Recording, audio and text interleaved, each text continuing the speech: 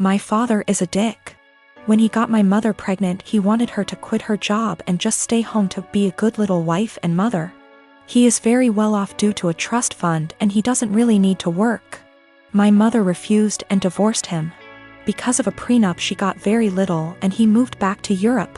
His parents never knew about me and my mother had a good profession and I never really wanted for anything. My grandmother and grandfather, her mom and dad were awesome. And I got to spend my summers exploring the wilds of Western Canada with them. My father never paid the child support he should have. Like I said, it did really matter. My mom makes good money and she gave me a great life as a child. I'm getting married. I met the love of my life at university and we have been together for 8 years. He is a wonderful person and he really is my lobster. His family is from the same city as my father and they are a huge rambunctious bunch. Because of a lot of intermingled business and personal relationships, my parental grandparents found out about my impending wedding, and me I suppose. They have been in contact and want to come to Canada to meet me and my fiancé, who I guess is a grandson of an acquaintance of theirs. Small world. When they found out that my father had basically abandoned me to fend for myself in this world, this is honestly how they see it. They were pissed to say the least. It is very funny because we are decidedly upper middle class here. So long story short, they had their lawyer calculate the amount of child support my father should have paid with interest, and the cost of my post-secondary education. They then gave my this as a gift. What I didn't know was that it came out of my father's yearly draw on his trust fund. He is furious because it is obviously a sizable amount and it will very much affect his finances for at least the next 2 years. He may need to, get a job.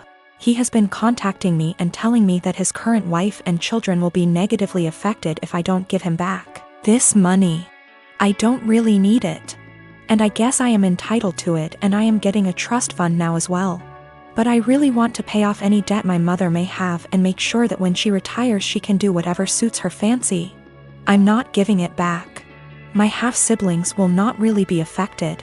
They have trust funds set up already and their tuitions and fees and stuff are covered. My grandparents' family sets these up when a kid is born. One of the reasons my father is upset is because since he didn't bother to tell his parents about me, they did not set this up. They have since taken a good chunk of his trust fund and used it to set mine up. Realistically, the principal being separated 28 years ago would have left him in the exact same position. My mom was working on getting her PhD so she could help kids with a certain condition. That is what he wanted her to walk away from. My grandparents have sent me pictures of my family there. The coolest thing is that my grandfather looks like the granddad from The Parent Trap. My mom never remarried, but she has had a special friend since I was 5. He is amazing and taught me to swear in Colombian Spanish. I had lunch with my mom. Apparently she has no debt. Like at all. I guess she did literally write the book about the treatment for the kids she works with. She does okay for herself. I never really thought about it. We decided that what would be best is to set up a scholarship for people who want to go into her field of study. Since I am now a trustafarian, I can afford to do this. I am however going to book her and her friend a trip for after my wedding. And I am going to go pay off my car. My half-brother has posted about this. He has a slightly different viewpoint than myself. He is not in any way coming after myself or my mother. He is a young man who is disillusioned with his father. My fiancé and I moved in together shortly before we got engaged. Before we did, we discussed how we'd split the housework and bills. 50/50 down the middle with some wiggle room for when the other needs help. When we moved, it was into her parents' 2-story garage that they converted into basically an apartment. They offered a low rent, $700 total, and pitch in for the electric and internet so we could save money for our own place and wedding. My fiancé earns more than me and that's cool, I'm proud of her. Before we moved in together, it always seemed like she was living paycheck to paycheck, and I chalked it up to the apartment she had prior having insane high rent. She stuck to the 50/50 arrangement at first concerning bills, but she missed often and I had to remind her about it. Post-engagement, she's back to living paycheck to paycheck, either missing or very late with her part of the rent monthly. The 2 utilities we pay, groceries, late with her car payment. Her parents have talked to me multiple times about rent and I've covered her missing portion to get us caught up. And then try talking to her. It always turns into her saying we should just move if her parents are going to hound us. I told her we're lucky it's her parents because anywhere else would have kicked our asses out. On top of that, I pay my own bills, do about 65% housework, arrange and pay for most of our dates and vacations. Gifts for her, pay most towards our pets. I've suggested a financial coach, but what kicks me is whenever we're around others. She boasts about being the breadwinner since she earns more. Goes on about the stresses of being the main source of income, all the hours she has to work to pay all our bills. I was letting it slide until few days ago we were at a get-together. She and her sister started up again about her being the breadwinner. Her sister said something to the effect of her ex-boyfriend had a hard time being with someone who earned more, and my fiancé went, "Good thing OP doesn't mind me bringing home the pay." I told her just because she earns more doesn't make her the breadwinner when she blows it all on herself and I'm paying most the bills. She's embarrassed now and keeps saying I made her look bad and got her in trouble with her parents, because they want to see what she spends her money on each month, but I don't think I did anything wrong. Last night I was ready to just postpone the engagement, as of this morning after a lot of talking and things coming to light. We are broken up. She insisted we could afford her purchases based off our total incomes. Her parents were under the impression she was also paying off my student loans, my car, my phone, and paying for our vacations. She didn't get evicted from her last apartment, but she was late with her rent often enough that they weren't going to renew her lease. So she didn't suggest us moving to a bigger apartment at her building. Biggest nope, I'm out. The monthly take-home amount she told me was what she earned before wage garnishment kicked in addition to mass debt. She's been doing some online stuff to make up for the money she loses due to that. I got the ring back. My husband, Asian, and I, American, welcomed our firstborn 4 weeks ago. The baby is healthy, thank God, but I'm exhausted, haven't fixed my hair, barely able to shower and cannot sleep. My husband's family had been pressuring us to visit to meet the baby. I tried to hold them off as much as I could, but yesterday, I was surprised to find them standing on the porch. Turns out hubby invited them for dinner. I was embarrassed and felt like I wasn't ready for visitors, judgmental ones at that, cause the house was a mess, y'all. Anyways, my husband sat with them while I fed my son. Then later I asked my husband if we should order takeout for dinner. He said no, because his parents would find this rude and unwelcoming.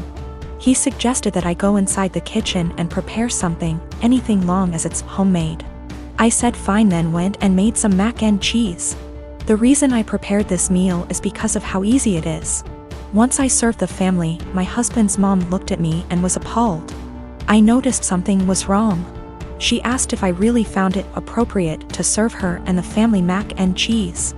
I asked why not, and she went on a rant about how disrespectful this was and that I clearly have no experience in what is right and wrong when it comes to hosting. I said, "Excuse me? Who said I signed up to host an expected visit from them?" And she took it as in I didn't want them there. Her husband said they were just there to finally see the baby that I kept them from seeing for an entire month. That's a whole month of his life they'd missed out on. We had an argument and they decided to go home. My husband said that deciding to serve his family mac and cheese was more offensive than serving them nothing at all. I told him I was too exhausted to cook their traditional feasts, that I was forced to learn from his mom. He took offense and said that I was being mean and disrespectful towards not only his family but his culture. I went inside the bedroom to stay with my son. My husband stayed on the phone with his family for an hour, then kept giving me the cold shoulder, and refused to eat what I cook in support of his family. I understand how some guests might find it offensive, especially his family, but I was just trying to make a quick homemade meal like my husband wanted. I am a 33-year-old woman, the breadwinner of our household. I have multiple, highly specialized degrees for a niche industry. I make $200K plus, with potential to get in the $600 MS range. My company has not been hit that badly by COVID, so most of us have kept our jobs, but we're held to strict standards. My husband has a broad degree / work experience. He quit his job right before COVID hit, hoping for a better job in the meantime, and I was supportive. He spent a ton of time applying to various jobs, and finally landed an interview at Organization X. This is his dream job, in almost every imaginable way. I can't be detailed. However, it's paying about $65K a year, which would be fine, except this job directly puts my job stability at risk. My company and this org are adversarial, at best. My field is extremely secretive, and if clients discovered my spouse was working for a competitor, I would be permanently tainted. I wouldn't be able to get a job in the industry forever. I know this sounds like an exaggeration, but I promise you, it absolutely is not. It'd be like if I worked in protecting the privacy of celebrities, and he worked for TMZ. If he tapped my car, got into my work devices, he could use that to advance his career. And any trust one have in this field will be gone. Even if I trusted my husband not to do that, my clients and company don't. Worse, B//C my background is so specialized, this is the only field I can work in. I asked him to drop from consideration for this job, since if he got it, we'd lose my income. $65K a year cannot support us in this city. Plus, he does not have to work for this organization. Even if the job market is awful right now, his background gives him access to a wide range of jobs, but I only have this one niche field. He was extremely angry and said I was selfish and only cared about money. I told him that if he wanted to go back to school for an advanced degree or just be unemployed for a while, I would support him. But taking this job isn't possible. He continued the process behind my back and got the offer. He wants to accept it, B//C. He says his career needs to take priority and that I wasn't being a supportive wife. I feel so betrayed, and I've contacted all relevant higher-ups in my company to inform them. I notified them as soon as he got the interview. B//C. It's better coming from my email than from a background check. I told him he could decline the offer, W// me watching him physically decline it. Or he could accept the offer and move out immediately. I would pay for him to stay 2 weeks at a hotel, and we would begin divorce proceedings. My company is willing to take care of all of my legal fees. I feel awful. I still love him. I moved decisively, B//C. This was the best way to cut my losses, but it still hurts. He called me heartless and cold. It's true that I was prioritizing my career over his, but it felt like the only option at the time.